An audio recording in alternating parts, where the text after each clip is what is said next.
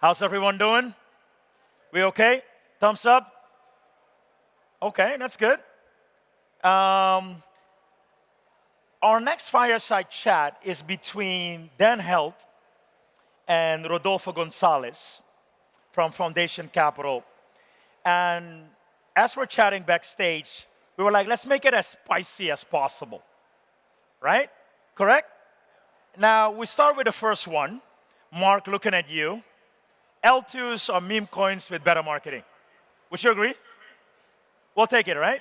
Now, don't shake your head to me, sir. That's what it is. Now, take it away, guys. Thank you so much. Thank you. Okay, Paris. This is great. I'm very excited to be here with my friend Dan. We've known each other for a very long time. I think probably 2013, 2014. Yeah, at least 7, 8 years. Yeah. Even more. I remember hosting a couple of meetups back in the mission and so on, and having some good panels with some good friends who are now seen as OGs from the space. People forget that, Rodolfo and I were part of this early San Francisco community, which included Brian and Fred from Coinbase, and Charlie Lee, and Jed Michaela from Ripple Stellar. It was a pretty crazy group of just kind of renegade, kind of like libertarian types. And then, from 2013 on, it became a real cultural movement, a real industry. Yep. And it's been hard at times to stay in crypto, right? It's like we have a few people that kind of do it part-time sometimes, and sometimes we take breaks, and sometimes we come back completely. I actually don't know, how familiar are folks with Dan's full arc within crypto? Because maybe that's a good way to, raise hands, just a couple. So I think maybe if you can do a quick recap of, early days, how did you get started in crypto? Well, Bitcoin, I guess, early on, and then we can start chopping at the, what's the current state of BTC and DeFi, your new fund. So a lot of good stuff. Sounds good. Yeah, so I got involved in Bitcoin. I created my Mt. Gox account in 2011. Now, of course, I didn't go buy as much as I could because I didn't really fully understand Bitcoin. No one ever does the first time you get introduced to it. Yeah. Over time, you start to play around until you start to understand it, start to use it. Again, I was a finance guy. I was not, I'm not coming from a computer science background or a tech guy at the time. And I was working in Dallas, Texas. They relocated me to San Francisco, and that's where I started to go to the Bitcoin meetup. January 2013 is when I moved to San Francisco, and the price of Bitcoin then was $8, $8 to $12. And only about 15 people came to the meetup, and it was a cooler full of, in this really dirty place in the mission called 20th Mission. 20th Mission. Yeah. And it was this old crack house that had been converted into a co-living space, kind of like a commune. And in the basement, that's where they had the Bitcoin meetup. And no one had any money at the time, so it was a cooler full of PBRs, which are a very, very bad American beer, a very cheap, bad American beer. So that was kind of my initial foray into the Bitcoin community. March 2013 hit, and the price of Bitcoin went from $10 to $260. All of a sudden, the meetup had 100 people there. Yeah. It was exciting, and during that price run-up, I kept trying to check the price of Bitcoin on my phone. But all of the apps that existed didn't have real-time data. They had latency, like a 5 to 10 minute delay. And so I talked to my roommate, who was an engineer, and I said, hey, how do we pull real-time data? So we made the first real-time market data mobile app called ZeroBlock. That ended up becoming the most popular mobile app in crypto in 2013, and we sold it to blockchain.com. And I came on board at blockchain.com as the first product manager. So this is my ancient history back from the 2013-2014 era. I'll zoom forward a little bit, where in 2014, also 2015, joined a micropayments company using Bitcoin for micropayments. Yep. Then I went and worked at Uber headquarters on Rider growth marketing. Came back to crypto, did a startup. We got bought by Kraken, and at Kraken, I built out the marketing team from 2 to 30. That was from 2019 through 2022, and since then, since 2022, I've been focusing on Bitcoin DeFi. That's why the topic of conversations up here today around Bitcoin's future and Bitcoin DeFi, which we'll get to here in a minute. But when I left Kraken, TechCrunch wrote up my thesis on Bitcoin DeFi in July 2022. This is before ordinals were a thing. And so it's actually really cool to look back on that because I very succinctly lay out the reason why I'm bullish on Bitcoin DeFi. And indeed, ordinals have moved that over to a window to where now it's a much more common topic. And that's why we're on stage talking about it versus a year or two ago, it really wasn't a topic. So that's kind of my full career arc. And then also, I'm well known for my content creation around basic principles of Bitcoin, like Bitcoin's proof of work, long-term security models. So I've written extensively about Bitcoin, and people like my content because I explain Bitcoin simply. So I think that's kind of summarizes everything. Yep. Yeah, Dan has done a lot of good work in terms of helping educate the community and onboard a lot of users to understanding Bitcoin. And so it's always really great to talk to somebody like him because he has a lot of context on the history and the limitations of Bitcoin at the time. And I personally believe that some of those limitations early on in terms of Bitcoin's scripting language, the ability to use other tokens, the rejection of the community of a lot of other tokens and so on, basically created a lot of opportunity for Ethereum to be the place where DeFi first emerged, right? Because even things like stable coins were one of the requirements, because early on you had to go from your bank account, something that would probably take a week in and out of a trade. And if you didn't want to be exposed to volatility in Bitcoin all throughout, then you were out of luck because you either had to wait the full cash cycle to get back into the trade or you just didn't participate. Eventually, Ethereum launches and then Tether takes off, right? And now eventually Tether becomes one of the largest trading entities within the Bitcoin and crypto ecosystem. And then as you're kind of generating this ability to come in and out, not fully out to cash, but to a stable coin, right? Like a lot of the ability to generate yield, a lot of the ability to compound your returns within the ecosystem start becoming material. But then at the same time, given that Bitcoin doesn't allow for very robust smart contract programmability, then you still have a lot of issues to stay within the Bitcoin ecosystem, right? So maybe it would be good to touch base a little bit on, post Ethereum launching, post DeFi becoming a thing during the summer and so on. Given that you were very deep into the Bitcoin community for a long time, what was the solution? Like these entities like BlockFi and others that you were supportive of at the time.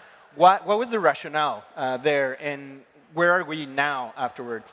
Yeah, so there's a lot to unpack with this, but I'll cover it in a couple different ways. Yep. Also, re-ask me a question if I miss it, but I'm going to cover a couple different components here. What is interesting is that the early Bitcoin community, the early OG Bitcoiners, they actually cared about experimentation. Omni actually supported Tether on Bitcoin, so Tether was on Bitcoin originally. Yeah. NFTs started on Bitcoin using Counterparty. Now, all of this is ancient history, like 2015 era. And colored coins. Colored coins, I mean, that's what ordinals are really, or colored coins in a way. So what's interesting is that the early Bitcoin community, the OGs, actually were really supportive of this type of multi-asset experimentation. Ethereum, of course, popularized it and made it into the real category that it is today. But it is interesting that these ideas, there's a glimmer of it on Bitcoin a long time ago. So when a lot of people say like, oh, Bitcoin OGs don't like Bitcoin DeFi, I kind of differ. I beg to differ because the cohorts we're from, that ancient era, they really were into this sort of experimentation culture. Yeah. And the idea was like if Ethereum or Solana or another blockchain has some cool technology, we can take that back and bring it back to Bitcoin. And that's what's happening today. To dive into a couple of the questions you asked, one was around how like some Bitcoiners supported like BlockFi and other CeFi, CeFi lending and borrowing platforms. So I think that in a world where Bitcoin is the global standard, you're still going to have a mixture of DeFi and CeFi. Yeah. CeFi is never going to go away. Some of it will be eaten up by DeFi, but not all of it. For example, like not everyone wants to do over-collateralized lending. It means you have to have more assets than you need versus the amount of money that you're borrowing. Most people don't have enough money, and that's why they're borrowing money. Yeah. So, there are certain elements of CeFi that will continue to exist.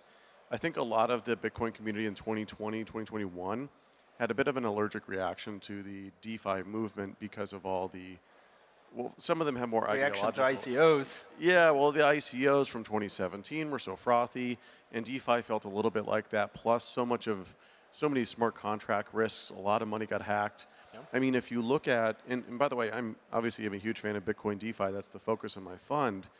But I think a lot of folks in DeFi were really dishonest with how they framed it. For example, all of them were like, oh, DeFi, it's perfectly secure. And it's like, no, I mean, it's not. It's experimental. Yeah. We are trading off counterparty risk. You know, with BlockFi, we have counterparty risk. With DeFi, we don't have that. But then you have protocol risk, which was an enormous amount of risk that everyone is downplaying as tiny or little. The world will move to a more DeFi future, and the smart contract risks should decline over time with better auditing, better ways that we can construct smart contracts, et cetera. Yeah. But in the beginning of DeFi, it was quite risky. I mean, the amount of money hacked is a pretty enormous sum. Yeah. If you compare that sum to like the total TVL of DeFi locked in like Ethereum today, it's probably a very large percentage, and if we were looking at the ratio. So that was the rationale of the Bitcoiners back then. That was 4 years ago, though, and I think we've matured a lot, both on the Ethereum side, Solana, et cetera, matured a lot with how DeFi is constructed and how we approach it. So I think, with that, Bitcoiners have kind of lost the plot a little bit, where I am a Bitcoin most-minimalist, where I think Bitcoin's the most important asset in the space, but there's a lot of cool things going on in other ecosystems. And I've spent the last 3 years going to like Solana Breakpoint, NFT NYC, and things like governance tokens and NFTs are real assets. These aren't competing with Bitcoin. Yep. They're other types of assets. They're scarce, non-fungible assets that people like to own because it's a cultural value. You have governance tokens, which very much resemble equity and voting rights. And when a protocol or DeFi project throws off a yield or throws off income, that becomes like an ownership in that. So there's a lot of really cool things that are happening now where I think Bitcoiners they're a little too risk averse, which is, I think, kind of harming their perspective. There's been a lot of evolution in the way that people get onboarded into crypto nowadays as well, right? Where for the last couple of years, we're starting to find, or at least I encounter younger people that are coming into crypto not via a Bitcoin transaction, and nowadays, not even through an Ethereum transaction, but through a Solana transaction or through something else. And it does feel that some of us that have been in crypto for a long time, we have this nostalgia of our story going down the rabbit hole was with Bitcoin, right? Like, and sometimes it was playing and mining a little bit on your bedroom and so on. And now that onboarding mechanism has gone away, partly because now it's not feasible to mine at home, but also partly because for a lot of people, you go on Twitter and then you interact with the community that your native asset is getting hosted on, and the onboarding experience from the Bitcoin community has been rough for the past couple of years, right? Like, where immediately you're called a shitcoiner, like a scammer, and so on.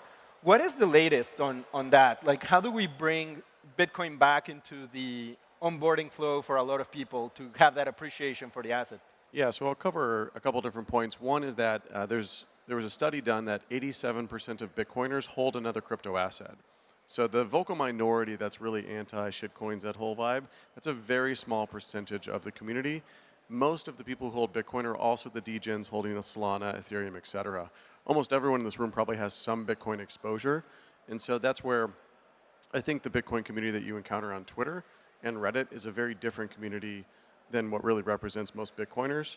Yep. We, I think, sometimes get consumed by the crypto Twitter conversation because we're all a part of it. If you work in this industry, you're probably at this conference. Everyone in this conference is probably from the industry, and we know there's the real world, which is here, and then there's like a whole conversation that happens on crypto Twitter, and sometimes it feels like it's the same world. A lot of people aren't on Twitter.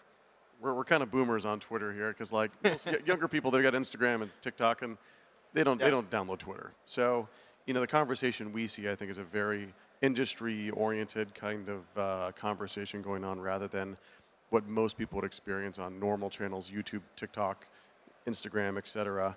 And to the other point around, how do we onboard new people? What experiences bring people into Bitcoin? So most of the user adoption, both in Bitcoin and in crypto, have been through speculative market cycles.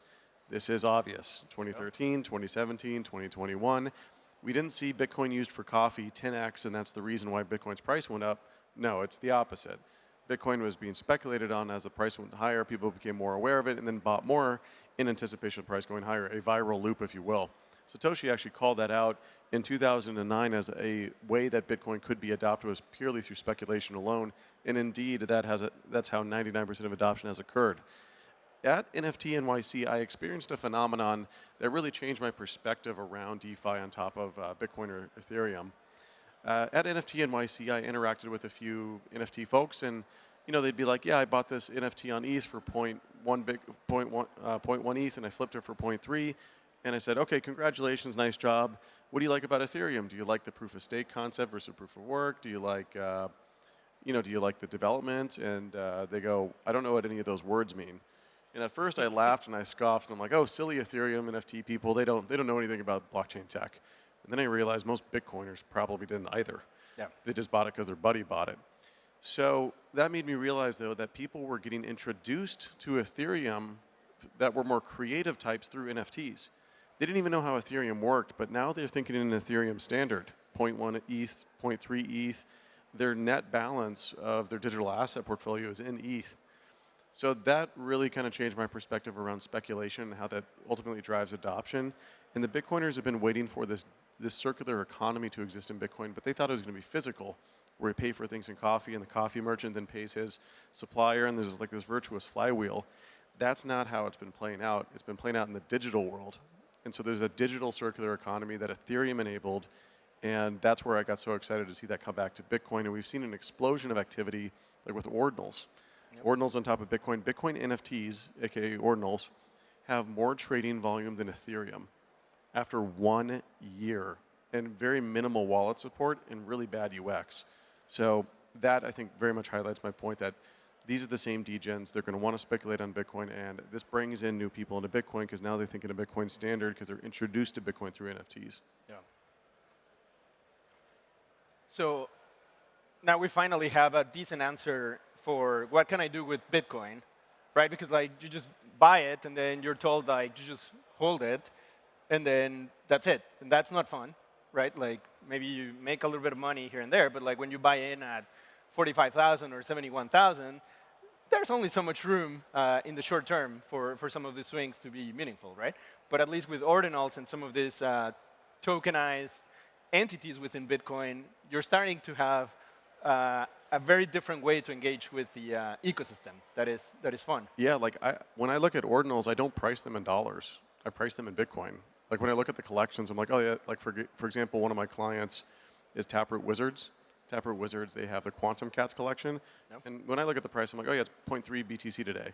Like I don't think of it in dollar terms anymore. And it's interesting because now we're seeing, money has 3 functions. It's a store of value, medium of exchange, and unit of account. We're seeing it sort of skip ahead to becoming that medium of exchange and unit of account. And it acts as sort of the global reserve asset for digital assets.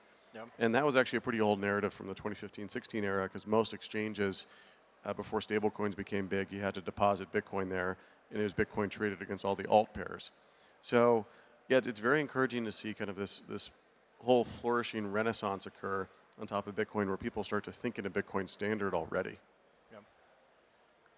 As you were talking about this, I was reflecting on how for a while there was very few speaking engagement opportunities for cross-ecosystem conversations, right? It was like the Bitcoin crowd talking to the Bitcoin crowd, the Ethereum crowd talking to the Ethereum crowd. For the rest of the audience that don't know me, we at Foundation Capital, we're very early investors in Solana from the seed round, and so we're huge supporters of that ecosystem, and we have multiple investments there. And DeFi on Solana is also having a huge boom at the moment, right? And the reason why I'm sharing this is because I want to take this conversation in terms of like, what are the interactions between the different ecosystems now? Where do you see this playing out? Because for a while it was just Bitcoin, Bitcoin, Bitcoin, and then you suddenly had, I don't know, $10 billion in wrapped Bitcoin to be used in Ethereum DeFi. You suddenly have Solana being the most capital efficient chain where you don't need a lot of TVL to be the most transacting chain, and people are talking about settle on Bitcoin and just have access to the state on Solana. And we're having a little bit of a moment where Ethereum seems to be in a bit of an existential crisis from a narrative perspective. So I want to just get your thoughts on who's interacting with whom and how do you see it playing out? Yeah, that's a really good question. I also agree. I think Ethereum this cycle is going to have a narrative problem where it's not the best smart contract platform and it's not sound money, not nearly as sound as Bitcoin. And so it's neither of those. It's something in the middle. And that's where I think you've got this cycle, it'll be Solana and Bitcoin kind of eating Ethereum's narratives from both ends, where Bitcoin is undoubtedly the best store of value asset, sound money in the world, and especially in the crypto ecosystem. The Ethereum community fails to understand the most basic premise of sound money. They think that it is an inflation or deflation rate. Well, the fucking dollar is deflationary sometimes. That doesn't make the dollar sound money. Yeah. It's about the credibility of the monetary policy. Can we trust that they won't print more? Can we trust they won't change it? And they changed it all the time. Instead of suits, it's devs in a basement. That's how the Ethereum monetary policy works. The Bitcoin monetary policy has never changed. And the way to build credibility is trust through time. And only time can build credibility. You can't just manufacture that. You can't code that. Remember, these protocols interact with humans.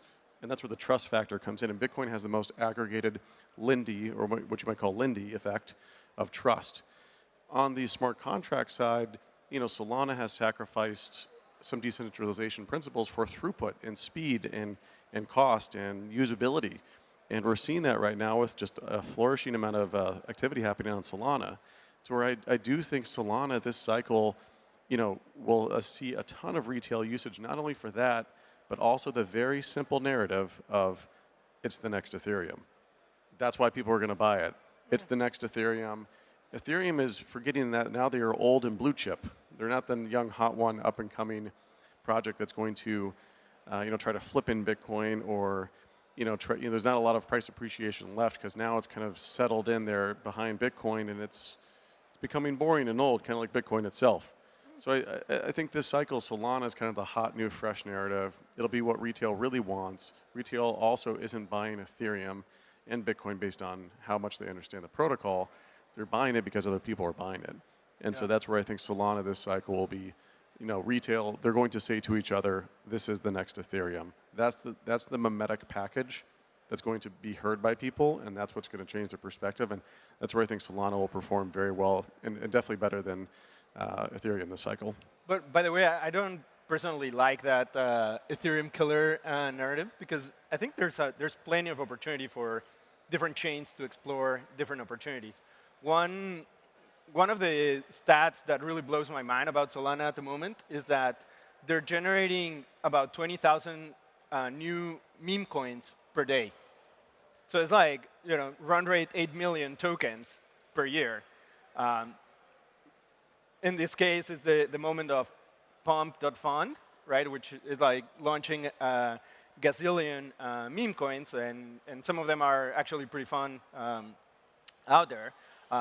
But suddenly, a lot of the conversations that we used to have back in the early Bitcoin days and so on, in terms of multi-token world, I remember talking to Eric Voorhees for his Shapeshift project back in 2014, 2015. It was like this conversation around millions of tokens and then having the ability to interact with all of these tokens individually and so on. So I guess in this context, what are things that you are seeing like collateralized, meme coin lending? What are some of the mix and matches that are more fun and more out there right now? Might we call those primitives, right? Yeah. So primitives, when we say primitives, what we actually mean are speculative games. These are financial games that people like to play. Now, this might sound a little disparaging of DeFi, but it's not because the existing financial system has these same speculative games. Options, futures, spot trading. These are all speculative games that people play to value different assets. And so, yield farming, lending, borrowing, these are different games that people like to play. So when we think about or I can actually call out things that are happening today. So I mentioned earlier NFT activity on top of Bitcoin, very high. That's only after 1 year. That's kind of, we're actually seeing that today. We're not talking about what might happen. It has already happened. Yeah. That's what's kind of crazy about this. And it's all on the blockchain. You can go observe it for yourself. Other things that are cool, like for example, there's an app called Liquidium that allows you to borrow Bitcoin using your ordinal as collateral. So that and their activity is all public knowledge. I think they have a Dune dashboard you can go view. That's been skyrocketing, so that's really cool to see. You've got Bitcoin being used as a pristine piece of collateral for proof of stake chains. This was a phenomenon I did not anticipate, which I think is really cool. So you've got like, what's the, I'm blanking out with the jet lag here. They just raised it an 800 million valuation. Babylon chain. So Babylon is basically using Bitcoin as collateral for other proof of stake chains where you lock up your Bitcoin, and that's your provably locked up collateral to be a proof of stake validator. That's really cool because Bitcoin as a pristine piece of collateral is a phenomenally safe asset to use to represent your stake that could be slashed. Yeah. So I think that really surprised me. I didn't really anticipate that, but I think it's a really cool development. And that amount of capital could be in the tens or hundreds of billions locked up. Yeah. Right? As these other proof of stake networks grow, Bitcoin as collateral to secure your chain could become immensely popular. There's even a Bitcoin L2 that does this called Spider Chain. So Spider Chain, what they do is that you lock up your Bitcoin as collateral, and it's an L2, a Bitcoin L2 that uses that to run a proof of stake network, which is really cool. So I think that's a really cool one. You got lending and borrowing.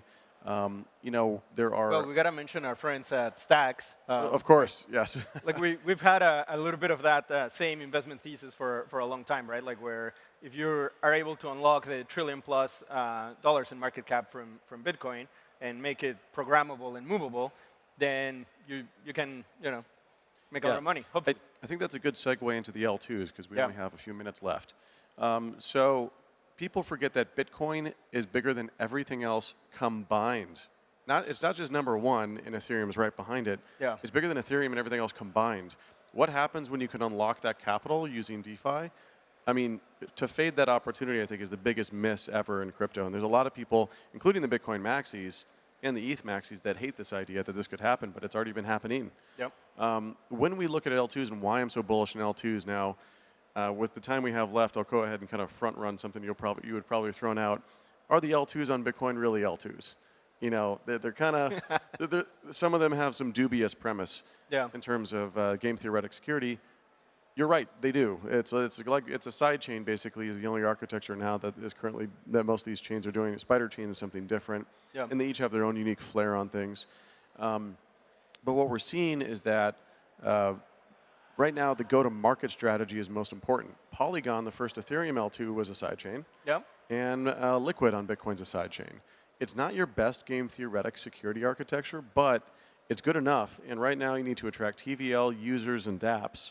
And then at a later date, if the Bitcoin protocol upgrades itself, which currently OPCAT and other upgrade considerations are wildly popular and will likely be adopted the next year or two, you can swap out that architecture for something a little more trustless. So I don't think that we should let perfect be the enemy of good. Yeah. And users are free to choose if they don't want to transact on that L2. That's great. If they're like that security doesn't work for me, but there's so many new architectures, right? Because some of them are based on EVM, some of them are skipping EVM altogether, some of them are wrapping assets and bridging them, some others are just trying to do the L2 or sidechain, whatever, and then just staying within the Bitcoin ecosystem. But you're seeing all of these flavors coming online and generating some amount of traction. Yeah, let's see what model works. I'm a fan of Let All the Flowers Bloom. Stacks, of course, as we mentioned before, kind of being the forward leader on L2s in this next new wave. That's also why it's done quite as well. It's done so well over the last year, as I think a lot of people are waking up to L2s being big. I want to kind of leave us with one last thing around L2s. L2s on Ethereum are simply faster and cheaper, but they're not more expressive. Ethereum's EVM on layer 1. Bitcoin is very primitive, what it can do on layer 1. So L2s allow for the expressivity, aka you can use your Bitcoin and make it malleable and use it for different things. Makes it a lot more expressive. I think Bitcoin L2s will be larger than Ethereum L2s because of this premise. Because Bitcoin L2s allow you to do so many more things with it, I think there's a much stronger appeal to bridge your Bitcoin to that L2 and do all this fun DeFi stuff with it. So I think it'll be even bigger than Ethereum L2s, but obviously I'm a huge Bitcoin bull. Do you think we'll need decentralized sequencers for L2s on Bitcoin? Yes, but it's a... Sorry, guys. Yeah.